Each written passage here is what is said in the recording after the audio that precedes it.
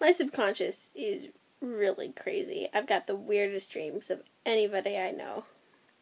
And there's a lot of them that I remember really well. So this is Crazy Dreams Part 1. I was with my friend, one of my grown-up friends, one of my mom's friends.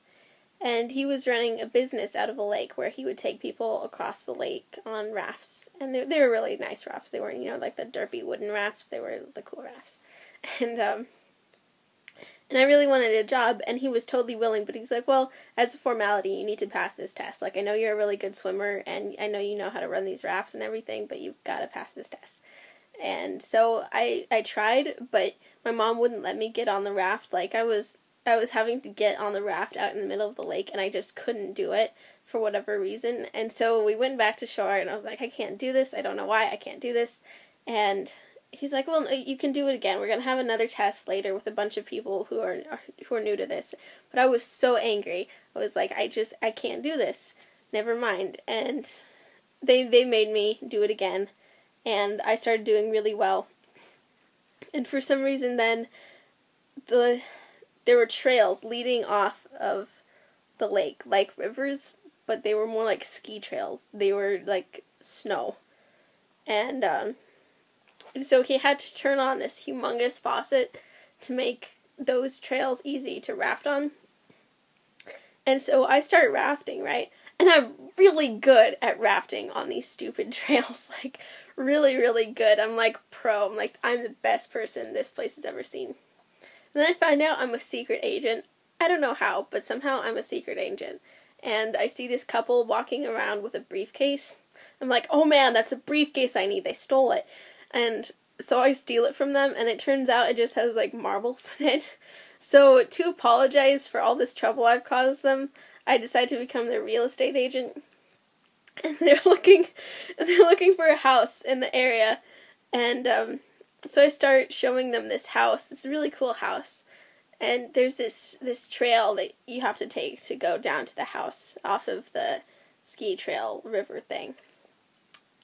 And at the top of it, there's a place where you can send down marbles, and it turns into those humongous snowballs, like on cartoons when somebody just drops a little snowball down the hill, and then all of a sudden it's gigantic and going humongous and killing everybody.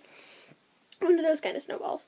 And so we do that, and then we look up, and there's this boy band in the sky. They're hanging on ropes, and somehow they're also in a fish tank. And they kept showing up throughout the dream. It was just all of a sudden there's a boy band. They're not even singing. They're just hey, we're up here. Don't mind us. It's cool. And anyway, we start walking towards the house, because I showed them the cool little marble thing. We start walking towards the house, and these gnomes pop up. Not gnomes, goblins. These goblins pop up. Those little troll things with the really crazy hair. They're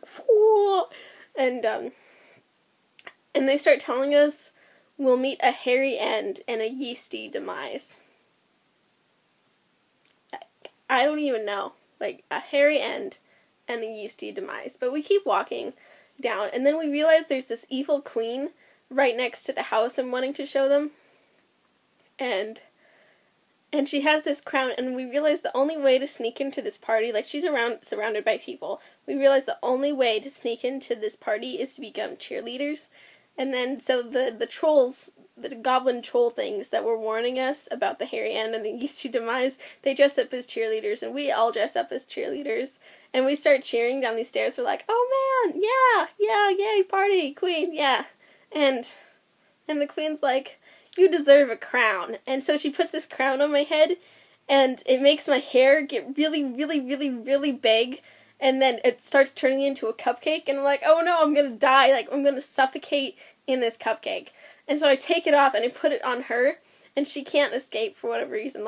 It was super easy for me, but she can't escape. And then she dies, and she's suffocated by the cupcake. And everybody's like, yay, evil queen's dead, yay, you're our hero, hooray! And then we start walking away, and it's like at the end of a movie when there's credits but this movie's still going, and where you just see everybody is cheering, yay, and Haggard was there for some reason, and